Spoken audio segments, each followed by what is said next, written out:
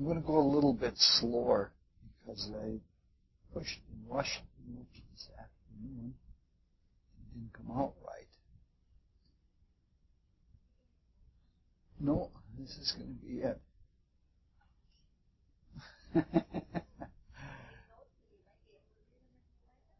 Yeah.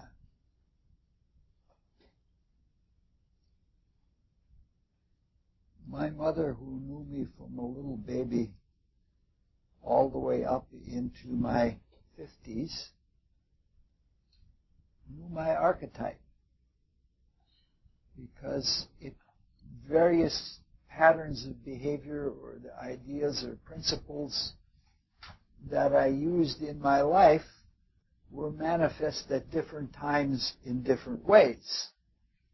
She perhaps didn't know it the way the angels and archangels knew it, but she knew my patterns. This is one of the wonderful things that comes with raising children. You get to see what their pattern is and then how they discover it on higher level after higher level after higher level as they grow up. But she knew me very well.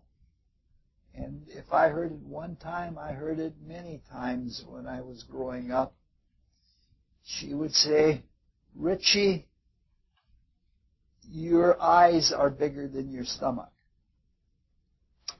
Because I have a certain amount of greed. And I don't always realize it. And what happened is that when I set out to do this series of talks, I took off something. I was much too greedy, and I bit off an awful lot to chew. So what we're going to do is going to be very scant. We're going to talk about an extremely difficult subject, and we're going to try and speak about only the most simple things of it. And that's hard to do. It's a subject that is extremely vast, and it's something that we could study for many, many, many talks. It's a bottomless subject. We're going to be only superficial about it because I don't have the capacity to be bottomless. The subject is consciousness. It's a subject which all of us feel we are familiar, or at least we think we're familiar with it. We think we can talk about it because we think we are conscious. It's a subject that has a lot of illusions about it. And even our seeming awareness about consciousness has illusion about it. So it's something very simple and very complex, and in a way very mysterious, that we can be so unclear about something that seems so clear. So let's try to get at that subject by looking at a few simple things from daily life. Every day we wake up. And when we wake up, our waking up is a miracle, and it is a mystery in itself. We can ask ourselves simple questions. What does it mean to wake up? And most people would have a circular answer to that. They'd say something, it means to come to consciousness, to waking consciousness. But that question brings about all kinds of other questions, which again seem simple and easy, but maybe they are and maybe they aren't. Probably the first question that comes to mind, at least it does for me, is how do we know we're awake? Now, at first, that seems to be a silly question, and maybe it is a silly question, because if you're awake, you're awake, and that's it. You're conscious. And consciousness is itself, and it doesn't need comparison. However, most of us have had experiences that we know it is not as simple and it's as certain as that. Now, I don't know if all of you have had it, but probably many of you have had this. It's a common dream for many people. You're in a dream, and in that dream, you were sleeping and you wake up. And as the dream goes on, you wake up again, because when you thought you were awake, you were really dreaming. And with the second awakening, you're really awake, and the previous one was just an illusion, a dreamy illusion. And usually this kind of dream goes through several replications. You keep waking up, and you keep waking up, and keep waking up, and this happens to spiritual students all the time. And when you wake up in the morning, you are a little unsettled and a little bit insecure, because you're unsettled because you're not sure when you're awake that you're really awake, and it might just be another dream. And you're insecure because, like Earl said this morning, we take comfort and we take security in the illusion of what we consider the constancy of our waking consciousness. We're even a little smug about the fact that we're wakingly conscious. So we begin to wonder when we wake in the morning, and it's a wonderful thing to do, are we awake? And how do we know that we're awake? We've all had these things. You know, it comes to us, and it's healthy if we keep going to them again and again. Now, this last question, how do we know that we're awake? How do we know that we're conscious? There are different answers to that. I'm sure you've heard the most common of them. Someone will say, well, because I can pinch myself, and then I'll know that I'm awake. But you can pinch yourself in a dream, too. But then some people would say, but the pinching in the dream is a different kind of consciousness. Or even if it isn't a different kind of consciousness, the sensation is different, or we realize the sensation differently. Just as we realize the sensation of our teeth in a different way when we've been partially numbed. We'll come back to this a little bit later on, maybe later on in the week, maybe even a little more this evening. But the whole idea is that this view sees things of coming to consciousness or coming to awakening states in a different way. Now, if we assume that we are awake, and this talk has not put you to sleep, and assuming that the experience of sensation is different in the waking state from that of the experience of sensation in a dream, and also assuming that pinching or sensation is a test for waking consciousness, that's kind of strange, because it implies that sensation and consciousness go hand in hand.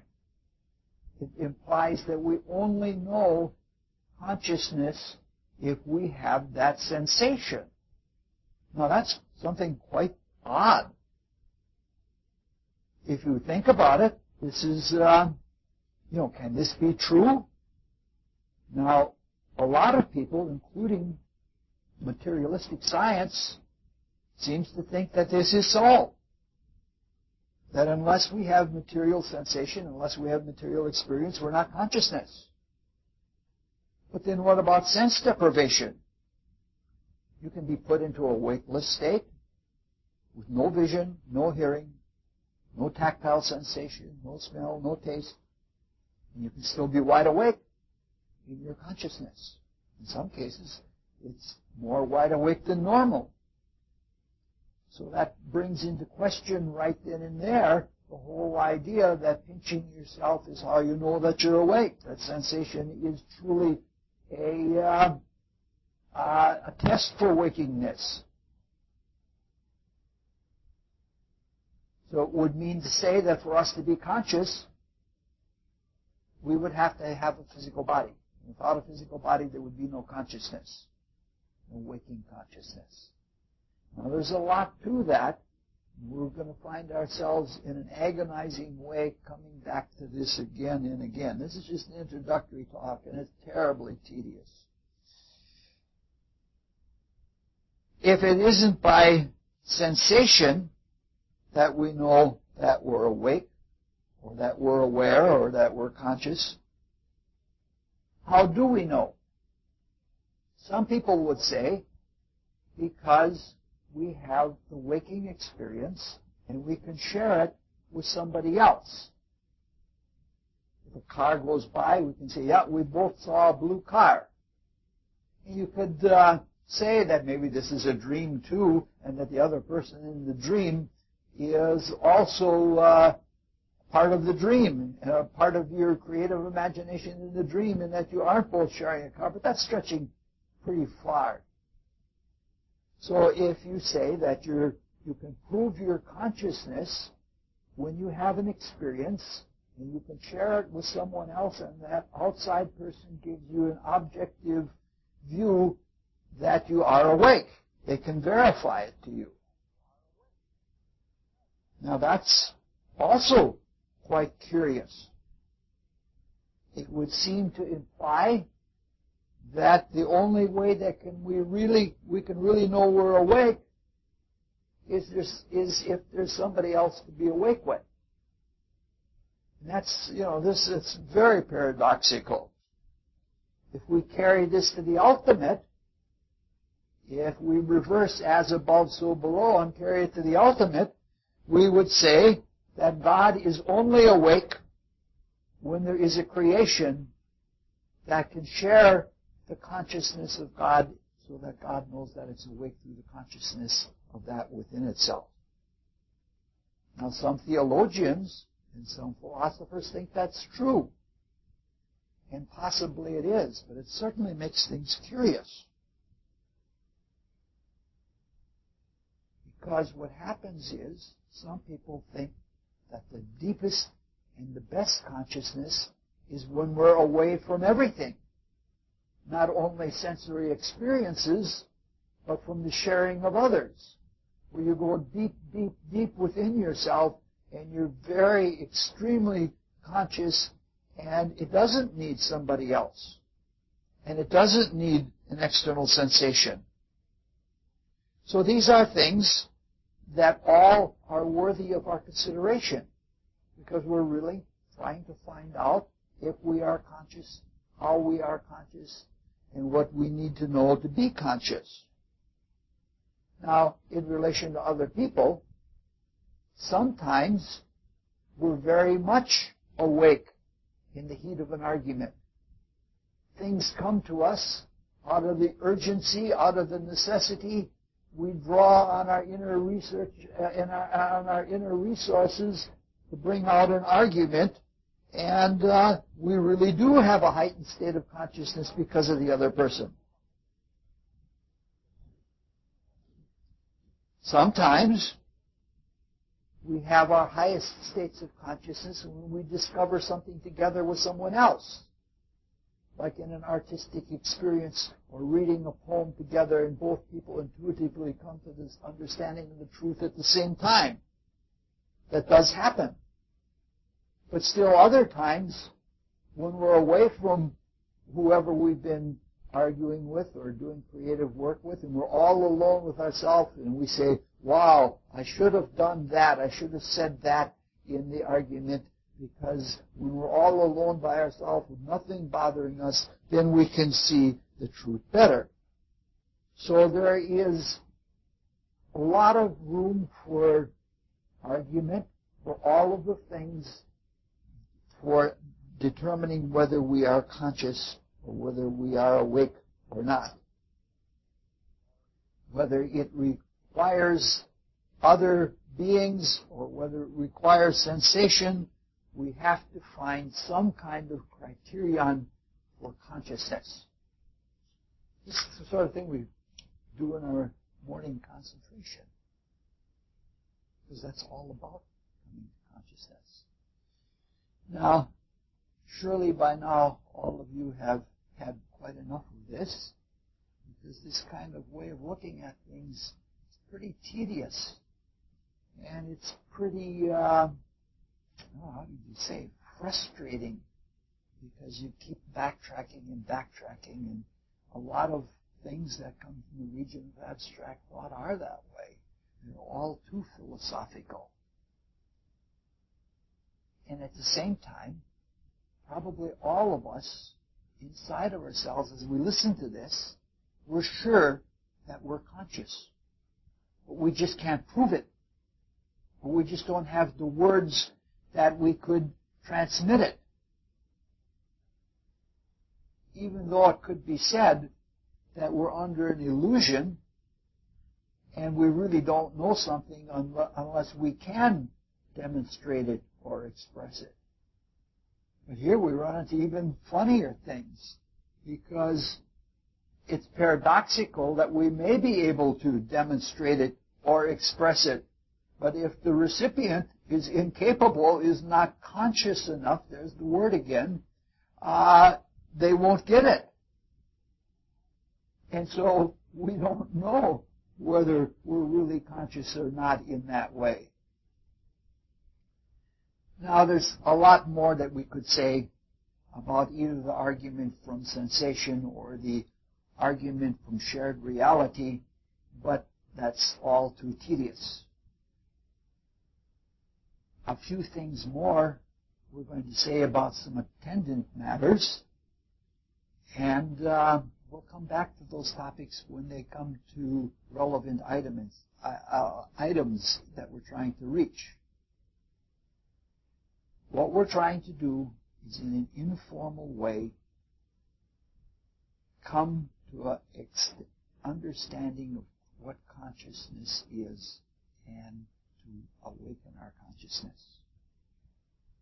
Because our primary purpose is to become familiar and conscious. That's our destiny. Our supplementary philosophy lessons in Rosicrucian philosophy course tells us we're here to become more conscious. Because that consciousness that we have serves the universal spirit, which is growing, and that's another difficult issue, but we won't go into that one, which is growing as we grow in our consciousness. So we all want higher consciousness. We all want an expansion to greater consciousness. And we all want a deeper consciousness. And for us, we're trying to do that with the aid of the Rosicrucian philosophy. Philosophy that has been developed to that very end. That end is for us to be conscious of the purposes. The purposes that are behind the evolutionary creation in which we are participating. It's a great privilege. It's a wonderful opportunity to serve in something so wonderful, and we want to consciously be able to participate in what God has shared with us. That's our purpose. We're not just studying Rosicrucian philosophy. We're doing some of that. But we're studying Rosicrucian philosophy to get at the reality at which it points. The reality is what is important. Philosophy is only something like a scaffolding to get to where you need to get to, but the reality is what really counts. Now, in this specific talk, for this evening, we're just trying to familiarize ourselves and bring our attention to various qualities and states of consciousness. And let's get back to doing that. After we awake, we pass through the day. And we pass through all of the different diurnal cycles. They're called circadian cycles by science, and we have a bunch of different circadian cycles, 24-hour cycles in our body, so that our body itself is doing something with our consciousness. And we all know we have all kinds of astrological cycles we go through every month, and we have biorhythms and all of those things. But we awaken, we go through the day. We go through the daily cycle. And that daily cycle reveals all sorts of things about consciousness. And there are things that we experience every day, but we have not become conscious of those things of which we are conscious. We've taken them for granted, and we've gone to sleep. We're almost like the disciples that have been with Christ and have had the consciousness raised, and then at the highest, deepest, and most crucial moment, we go to sleep. And that's what quite a bit is for us. One kind of thing with the daily cycles, simple thing, we've all heard about it, it's time of day consciousness. Everyone has an especially clear consciousness at the moment of waking. If one has slept long enough and one has done the cleansing and attunement and the purification work while out of the body, at the first moment of the day, one is very, very clear. That's common to everyone. But there are some people who, after that first few moments are over, like the whole morning for that reason. They like the function of the vital body. When the vital body has not been spent, and it has not been directed this way and that by the desire body. Such people are called larks. There are some people who don't like the morning after that first blush of clear consciousness is over, and what they like is that as the vital body is relatively weakened, then by comparison, the experience of desire and the experience of thinking becomes stronger, so that as, relatively speaking, so that as the day goes on, the vitality gets weak, but the mind and especially the desire body keeps getting stronger and stronger. Some clairvoyants even say that as the day goes on, the desire body becomes concentric with the etheric and physical body, and so that a person who is desire-oriented, or in the other rational faculty, that of thinking, it's very much clear. Such a person is called an owl. I happen to be an owl. I do things in early morning, and they're all right, but it's not like the excitement of intellectual discovery and all of those kinds of things. So those are people who are more attuned to the desire body or to the mind. Still, there are other people who follow, they're like solar people. They rise up with the sun, and as the day wears on, they wither. And so they go up and down. You could call them hawk people or Horus people, because they're attuned to the to building up and letting down. That's the way they look at life. And so their consciousness in the daily cycle is like that. So some people are attuned to the physical body in the chemical region, the dense physical body in the chemical region of the physical world. These are people who are conscious about stuff. They like the sensation of things. And that is the reality. Those are the type of people who are likely to believe in pinching and sensation as being the basis of consciousness.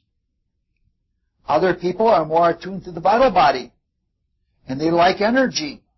and they like the changes of energy, and they like the peace that comes in the vital body.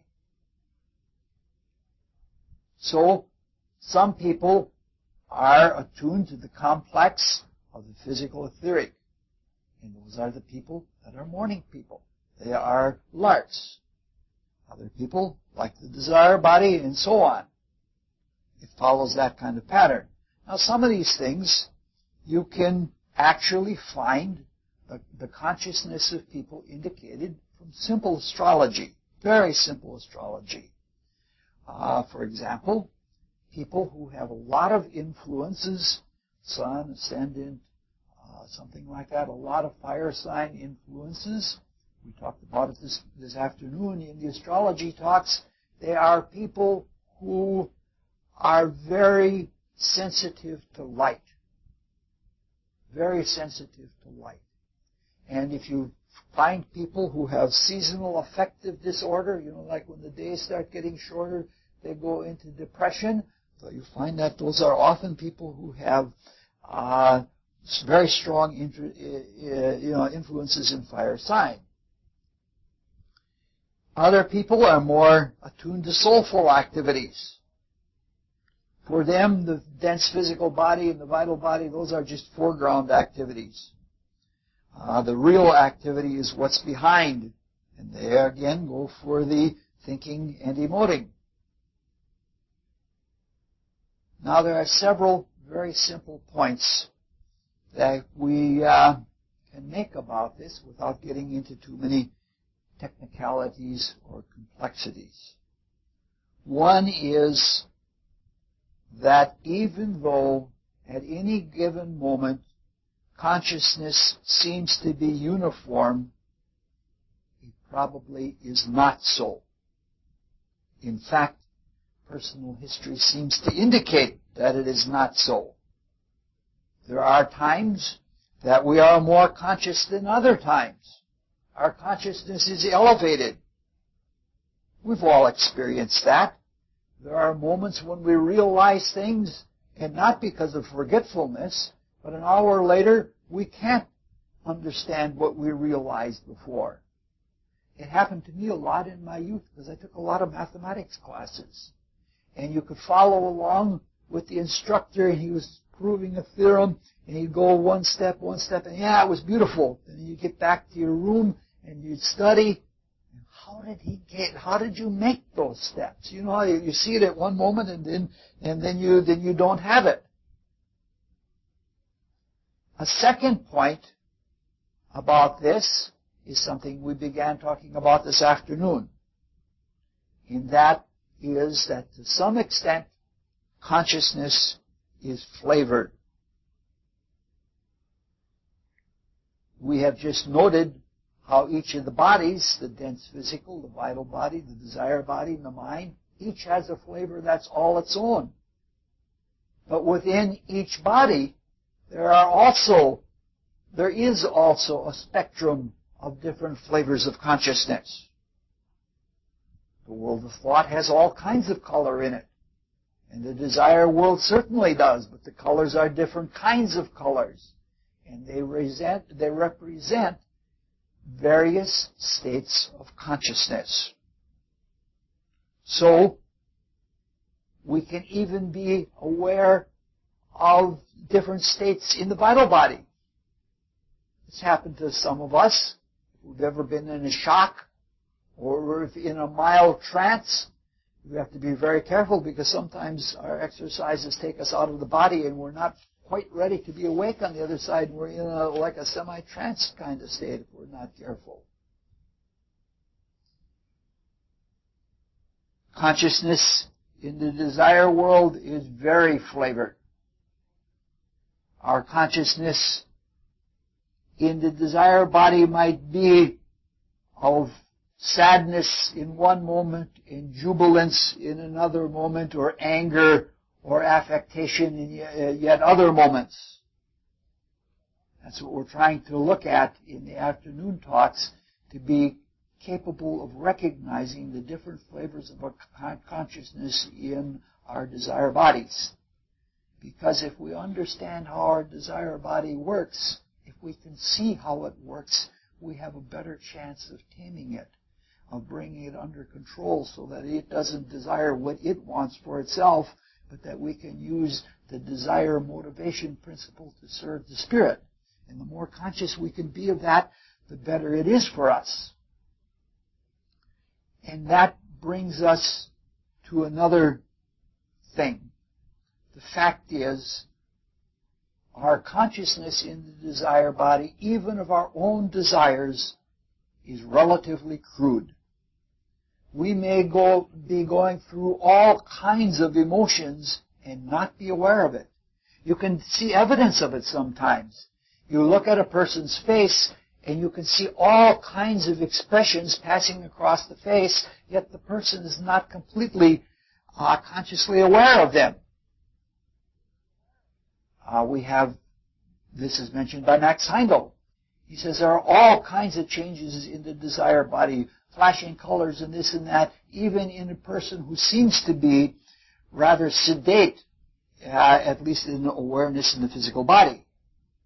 And that brings us to the fact that we are relatively unconscious more than we are conscious.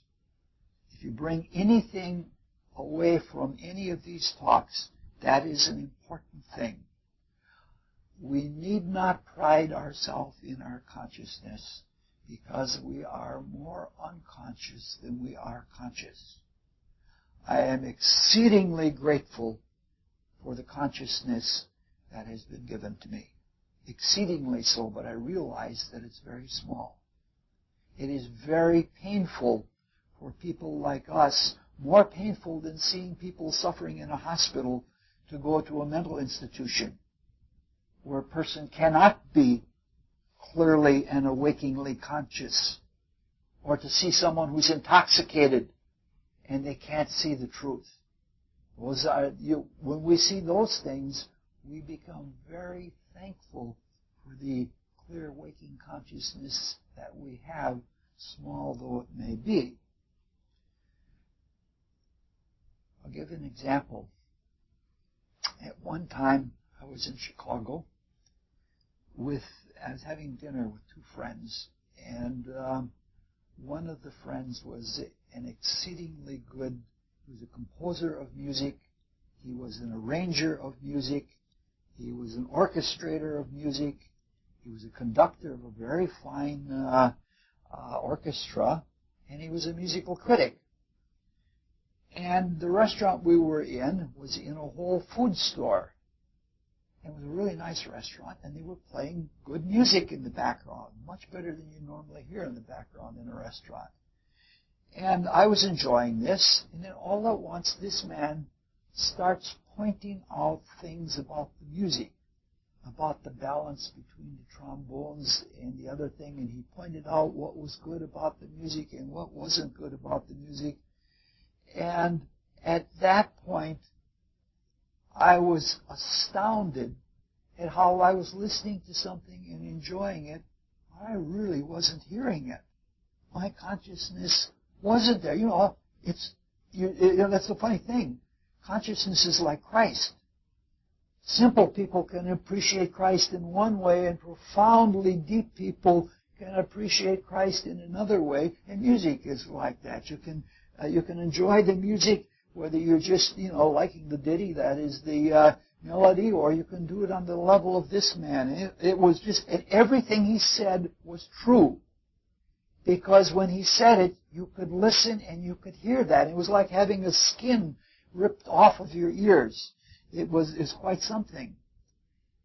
After a little while, I sank back into my normal consciousness, and I didn't hear all those things again. And so this is an example of the fact that we are not as conscious as we think we are. So we have a paradox of consciousness, of an illusion of consciousness. In a moment of heightened consciousness, we're so awake and so aware that we think we're at the acme of consciousness, that it doesn't get any higher than this. But that's really probably a peak within a deep valley. And that's the way we have to look at these things. Another thing that happens is when we're in that moment, when we have that heightened consciousness, we're closer to eternity than we are to time. And time and eternity coexist. But the quality of eternity seems like it's going to be that way forever. That we're going to stay at that top of the mountain of consciousness and it's never going to go down. But it does. And the sad thing is that when it goes down, we don't always even recognize that it's gone down. So the gradations of consciousness within us are extremely subtle. This is why the ancient mysteries used to say, know thyself. Because nobody else can tell you how conscious you are. And nobody else can see those gradations. And in some cases, somebody else's life might depend on how clear your consciousness is. We talk about railroad engineers or boatmen who cause terrible accidents because they're intoxicated. Well, things like that can happen with us. Suppose we were doing spiritual healing and trying to share the panacea, and we didn't have control of our consciousness. That would be it. Eventually, we're going to become group spirits, and we're going to bring the life that is now in the mineral kingdom to a plant-like existence. And that means it's going to live as long as we can hold its consciousness in life. Right now, we probably couldn't even keep a microbe in existence very long. Most microbes at least live a few hours, and I can't hold my consciousness at a high state for a few hours. So the gradations of consciousness are very, very subtle. And because it feels eternal, and because it feels like it's wide awake, we have to be very careful of those illusions. The perfect words for that care come from Christ Jesus in the Gospels. He says, it cometh as a thief in the night. And this is not said one place in the Gospels. It's said several places in the Gospels. And when there is a repetition by Christ Jesus, you know that it is something of major importance. For myself, it's really funny. For myself, I sometimes am not enough aware of the gradations of consciousness, and I have to rely on something external. I don't go out and say, hey, Joel, can you tell me how conscious I am? What I sometimes do is I pick up a pencil and I start writing on a blank sheet of paper. And when I look at the quality, the clarity of my print, whether it is a waving line of print or whether the characters are well formed, from that I can see how conscious I am. And you can actually see the willful application of attention to consciousness. Because if you look at what you're printing out and you say, hey, you're not very aware. You're not clear in your consciousness. And then if you start putting effort, you can, by your concentrated attention, you can bring your handwriting to be clear again, but it's as difficult as doing the concentration exercise. It takes a great, strong exercise of will.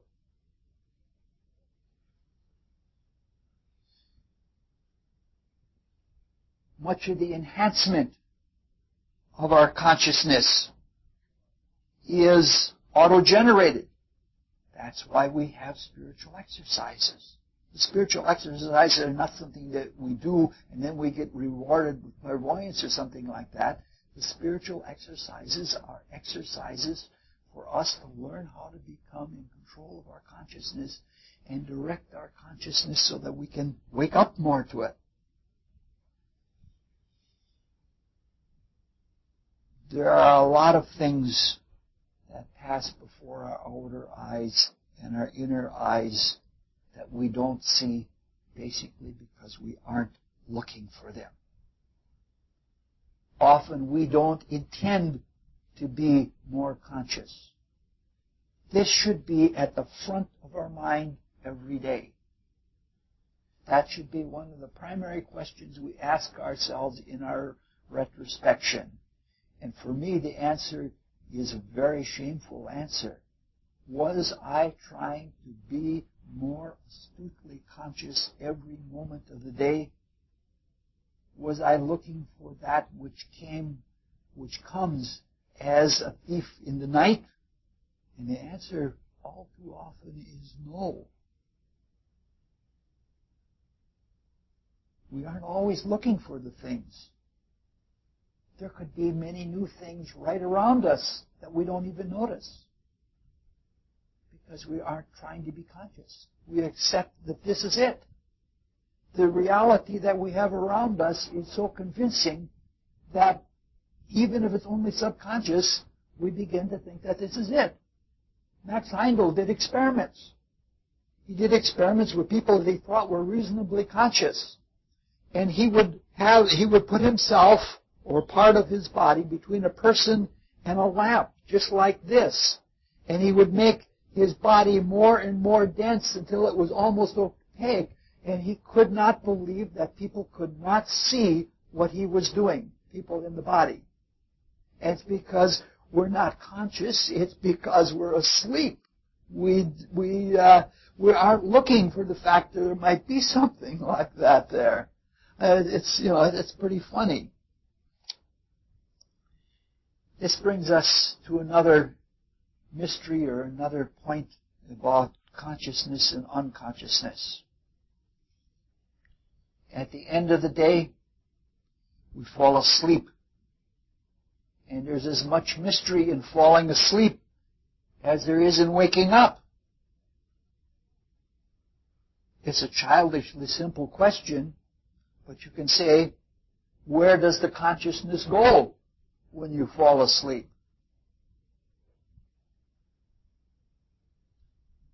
It's something of a rhetorical question or philosophical question, because consciousness doesn't go somewhere in the same way that a horse goes somewhere. Now, there are several very important things about the consciousness of going to sleep, and the Rosicrucian philosophy helps us to understand them. The Rosicrucian, using technical terms, the Rosicrucian philosophy teaches that in going to sleep, the threefold spirit, the self or the spiritual ego, takes the higher vehicles of consciousness, the mind, concrete mind, the desire body, and the higher ethers are the soul ethers of the vital body, and withdraws from the physical body into the higher worlds, most notably into the desire world. And what happens there is, through a process of harmonization, there is a restoration. Now, the first thing when we start looking at this, the first fact that we have to face is that it is the spirit that is conscious. The vehicles or the bodies are called vehicles of consciousness. They are not the consciousness itself. We're going to talk a lot about this because we're going to start going into detailed account of the Rosicrucian philosophy for the next 3 days after this.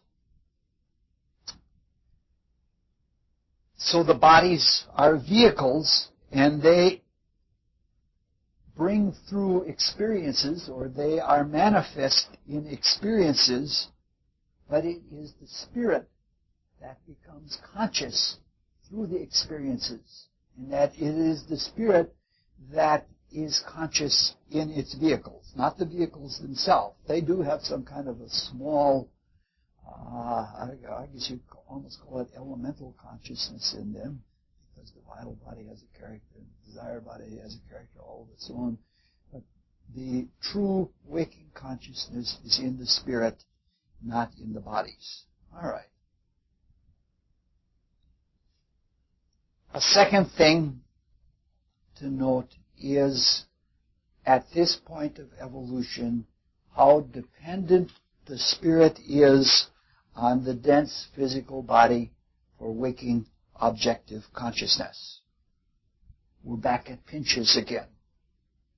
The spirit is capable of all consciousness. But its waking state at this point depends on interactions in the dense physical body. Using technical terms again, which I don't want to hide behind technical terms, but the experience of the spirit working through its vehicles into the corresponding worlds, that is, the spirit working through the dense physical body in the chemical subdivision of the physical world, in that is a transformation of potential sleeping consciousness in matter and in the spirit, in that interaction, in that impact. Matter is spiritualized.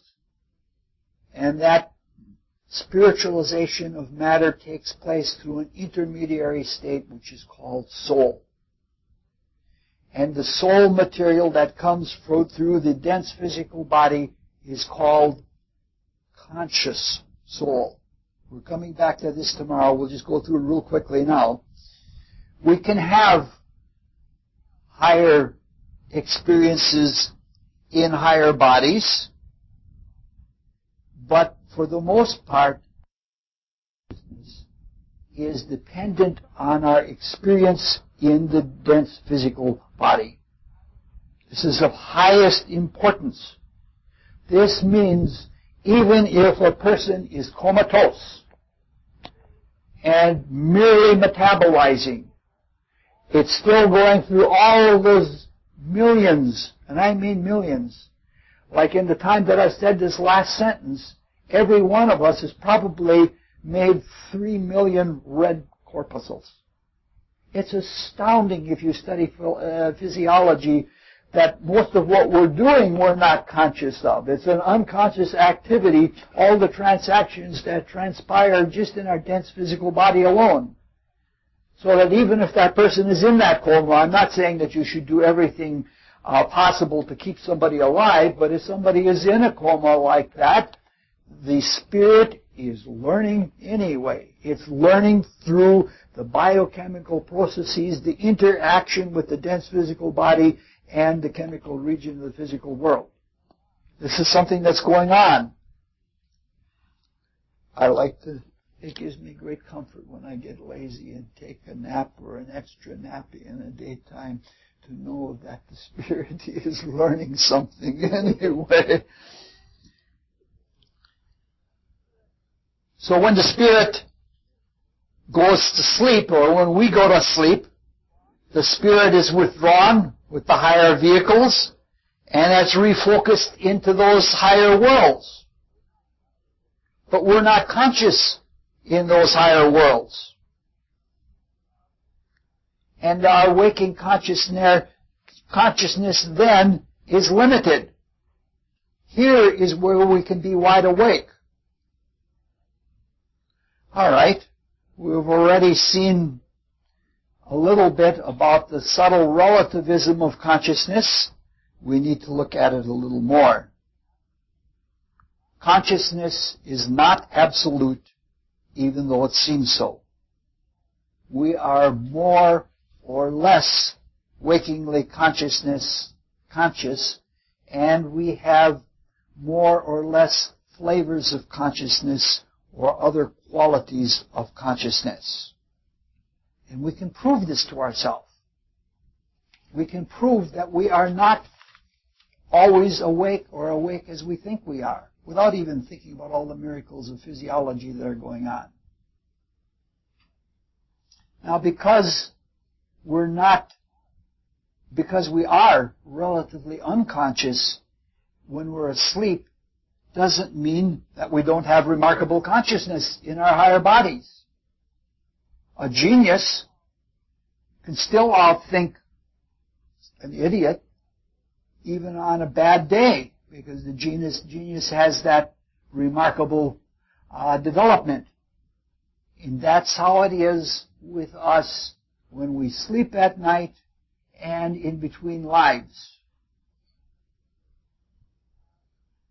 We are less wakingly conscious when we're asleep, And it's ironic because we're focused in higher worlds, because those higher worlds are more experienced, have more capacity to them. And the experience is still great. We can do things on the other side that we can't do here just because that's the nature of the higher vehicles. You can do things in the desire world that we couldn't think of doing here in the physical. And we have some awareness of that, even when we're in the physical. It's almost like one of those states of consciousness when you say, I know it, but I just can't remember how to do it now. It's that kind of thing. It happens to us even in our spiritual exercises. There are things in that first few moments in the morning that things are clear and we understand things in that moment because we are focused in the inner bodies with no attention to the physical. And then a few minutes later, when we're back totally in the physical, we lose them altogether. In the case of consciousness between lives, the stunning of our waking, we have a little more waking consciousness between lives than we do when we are asleep. And the reason for that is because the essence of the dense physical body and the way we learn to have experience through the dense physical body gets built into the higher vehicles as the physical body and eventually the lower part of the vital body fall away. We become more awake in the inner worlds. But we're still not awake in the most awake state that we can be in those inner worlds. All right. Let's repeat this all in a different way. I know this is tedious, but I'm sorry we have to go through it. At least I feel we have to go through it, and you have to suffer me. Let's go through it in a different way to try and clear up some more illusions. In our total being, we are more unconscious than we are conscious. You know those cartoons where they have a little island? Hagar the Horrible is often on a little island under a palm tree. He and that goofy guy that's with him. And all there is around is ocean. And that's sort of what our waking consciousness is like. However, because the precious gift of waking consciousness is so wonderful that when we're awake, we believe we're absolutely awake. And this is an easy illusion to fall into, to think that we're really, really conscious. This is what a lot of con men work on. They realize that some people don't know what's going on. They can pull all kinds of things on them. There's always more light. That's something, those are the last words of Goethe on his deathbed. Light, more light. I think that is something that we should rivet in our consciousness, that we're always looking for more conscious light. Perhaps some of you still have some doubts, so let's take some examples. Let's go to a semi-conscious state. Dreams. We're back at dreams again. Now, the Rosicrucian philosophy teaches that dreams are not a very good way to be aware of the workings of our more unconscious being. They're sort of like a poor man's path to heaven, and there are a lot of pitfalls in that path. Anybody who has intuitively studied dreams knows that they can reveal things that are going on in the more unconscious part of our being. We usually don't allow them to come to the surface. The lower nature doesn't want us to know what it's doing. And it's got that pseudo-self in the higher part of the desire body that was built in late Lemuria and early Atlantis. It has that there, and it's set up shop for itself, and it takes control. And it doesn't want us in our waking consciousness to go know what's going on. But sometimes in the dream state, it can't hold that same kind of vigilance. as when we're waking, and so things do come through in dreams.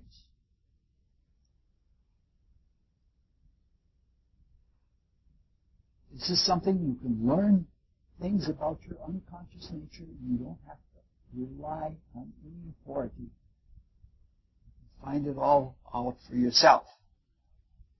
But there are other ways that we can find out about the subconscious part of our unconsciousness.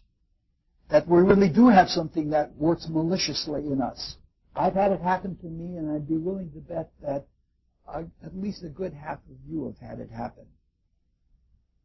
A friend trusts you and confesses something to you, and you say to the other person, to yourself, I'll never divulge that ever. Then, a few years later, or something like that, you have a falling out with a friend, or you're angry and there's a hot argument, and before you know it, you take that moment of weakness, that hard part of their character, and you throw it back in their face. The subconscious part of you knows really how to hurt somebody. It's that lower nature that can be really vicious and really mean. It happens to me in other ways. I have to tell on myself. Everybody knows I have more lust than it's good for a spiritual person to have. But try as I might be walking down the street, and a pretty girl comes walking down the street. And I'm not intentionally trying to do it, but somehow I will scrape my foot or something like that, and I will make a noise. And then I'm terribly embarrassed in my consciousness, but that lower nature part of me was trying to get the attention of that pretty girl. It's happened to me numerous times in life, and as ashamed as I am of it, I've never been able to get over it completely yet. Those are some examples. Other things that are examples are sometimes we have elaborate schemes that seem to unravel out of us without even having planned them. We know somebody else's weaknesses and all of that, and we know how to take advantage of them. These are examples of lower subconscious kind of activities. But the same thing is true in the other direction of the ocean. There are things in our superconsciousness that we're not aware of. A good idea is an example of it. Suppose a poem is just born whole to you. You sit down and you write it out, and it's beautiful. It is almost as though you're taking dictation. And a lot of people see this as a gift of God. Well, it is in a way, because it is from the God part of our own being. Even Beethoven, as great of a creator as he was, said something to the effect that in any great work of creation, there is something beyond the creator. But he didn't realize that that which is beyond the creator is the real spiritual part of his being that he can't possibly in any way ever take credit for. These are examples of things that are in us and that are working in us. The most common one is our life. Every one of us, I'm sure every one of you have heard many people say, there's a plan to my life. And it's almost as though I'm walking through it, and as the plan is discovered to me, my life becomes something wonderful. And they say, God has this plan for me. And they're thinking of a God as something separate from them. And they don't realize that this is part of their higher consciousness. This is the divine part of the being that created the archetype for the life that they're living through or that they're walking through. And that's a really, really important, a good example of things that we're doing. So we've been talking of consciousness of the day in waking and sleeping and in the diurnal consciousness. Well, we all know it happens. We have no spring chickens in this room. We know that days stretch into years and years stretch into decades and they become a lifetime. And to understand the qualities of consciousness and the quantities of consciousness, our experience of life is one of the very best things for that. If we watch a little child and look back in retrospect as much as we can from memory, it's clear that the consciousness of a child is very much different than the adult consciousness. The child hasn't had that desire body born yet. It's innocent. It's like a pre-fallen being. And it's such a wonder that some people would actually like to go back to that. They're so infatuated. You can say the same thing for all of the developmental stages of life. We'll never have energy like we did when we were 10 or 11 years old, when the vital body was being born. We were unstoppable with energy. Or think about the pure romanticism of youth. Those teenage years when we're going through the rebirth of the desire body. We're pure romantics. We don't even try to rationalize it. It's just pure romance. Or when you think about the first time you discovered philosophy as a young person when the mind was first born. They're different qualities of consciousness. They're not the same as an adult consciousness, but they are different flavors. We all do this more or less. We learn things by making mistakes. We try things as life goes on, and from our mistakes we become conscious, and when we look back we say to ourselves, I'll never make that mistake again. That's something that has waked us up. It's again a pinch. It's again something that is a sensation. Sometimes the pinch goes all the way into our egoism and we're ashamed of what we've done.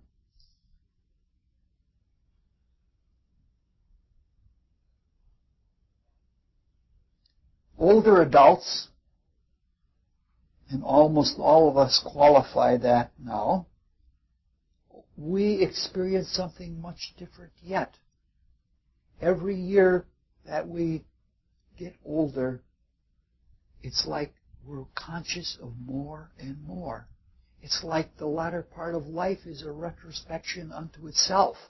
And when we look back and we think back on things, we take the soul material out of them. It's even before the post-mortem retrospection, and we become more and more conscious. I wouldn't want to go back to being a child again unless it gave me the chance to get to the kind of consciousness that I can experience now in older age. So what we're looking at here is we're looking at how we awaken just by walking through life itself, just by following out the archetype that was produced by the divine part of our being, just by going through all the pains and pleasures that we go through. It's a wonderful, wonderful thing that we're going through. Our consciousness with age becomes cumulative. We build up and up and up, and it's something like the spiral of Archimedes. In the earlier parts, the progress is little, little, little. And when you start making the bigger progress, the spiral just opens out magnificently large. Now, in doing all of this, we're doing this with memory, which brings out another big, big question. We're not going to go into it now, but it's something, this is the kind of thing I hope stimulates a lot of thinking on your part. Because the things that I'm going to be thinking about, some I've been thinking about for 20, 30 years. But all of this remembrance of what we were like when we were young and how we came to be what we are now, that's all a part of memory. What is the relationship of memory to waking consciousness? Is it some kind or some degree of waking consciousness, some residual consciousness that is still holding there? Or is it merely something in the stuff that we're looking at like we look at the print on the pages of a book? And how can memory be so clear? And how can we extract so much from a memory experience that we didn't extract from the experience when we first had it? These are fascinating questions. But we've now looked at a very little rough survey of some of the things that we're going to be looking at for the rest of the week and asking all kinds of questions about, and seeing how the Rosicrucian philosophy can help us. There were not a lot of answers of any kind to me or to you in a talk like this, but it's something that can, a lot of these things that we're not teaching each other. We're renewing our enthusiasm for the spiritual life. We're renewing, when you wake up and say, today I'm going to go really into things and I'm going to do what I've never done before with my life. I'm going to be conscious of Christ the whole day through. And that's what these kinds of gettings together are for. There are meetings where we come together, we share what we've learned and what we've studied with others. We don't try to necessarily teach or preach to other people, but it's something to stimulate us to go forward. So even though we're not going to go into memory, not in any of these talks, we are going to go into other things. And for right now, we'll go into the Rosicrucian student's prayer. O God, increase our love for Thee, so that we may serve Thee better from day to day. Let the words of our mouths and the meditation of our hearts be acceptable in Thy sight, O Lord, our strength and our Redeemer.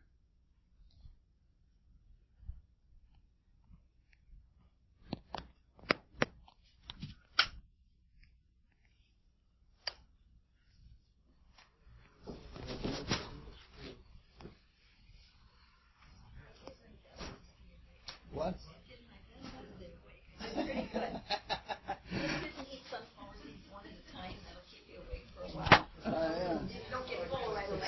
Well, I have a great ability for putting people to sleep. There's heat. We can try a little bit. We're supposed to have thunderstorms tonight, so maybe it'll be cooler tomorrow. Yeah, it's cooling off the rest of the week. Oh, great. Not right. Yeah. That's the ones that are passing out. Yeah, it takes an hour to stay awake. What about replacing some of the floods with a couple of I thought it was like fluorescent fluorescent lights making noise on it. fluorescents are cooler, aren't they, than the... Fluorescents don't make dimmers. Fluorescents tend to explode with dimmers. I've had mine on rheostats for years and I've never had a problem with it. Well, I went to a lighting expert, and he said that they may develop in a few years. This was a couple of years ago, so maybe it already happened. He said that what happens is that the fluorescents explode and they're more expensive. They also make static on recordings. Peter ran into that problem. He was taping. And See you tomorrow. by the way, Mary asked if you were interested in coming and doing a lecture from January to May range. That first Monday of the month. It would have to be somewhere in the May, in the March, May. On the first Monday? So I've been trying to do that. Because in December, middle of December, February at least. So probably something like April and May would be more practical. Yes. Okay. Middle of December to middle of February. Kind of like last year. Okay. I mean, it is tricky to stay awake, especially when But I have to find ways of staying awake when I drive. I use chopped maple leaves or sunflower seeds, one at a time. And that'll keep me awake for about an hour. That's as long as it takes to get to the lake.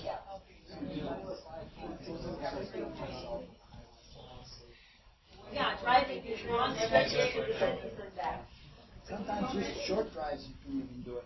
I remember once on 94, blacking out between Lexington and Hamlin, which is a half a mile, but I don't remember seeing anything in between it. Ooh. But I mean, it was straight, and I was going to get out on Lexington, and I did, too. But, yeah, that's why I take things to eat or make it real cold or something to help keep me sick. I know there's a fan over there, that helps going down there. And, Gordon